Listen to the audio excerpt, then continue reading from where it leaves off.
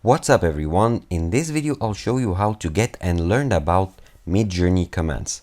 So if you are using Midjourney to create images, you want to know the commands in order to maximize your experience.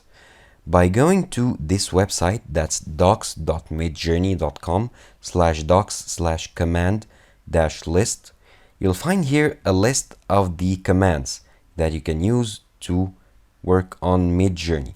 And you'll find a description under each command to explain what this command does. So, for example, if you want to create an image from a text prompt, so you'll want to go ahead and type in /imagine and of course follow the command by the text you want to create the image from. Thank you for watching this video. Subscribe to Online Success and click on the video on the screen for more help.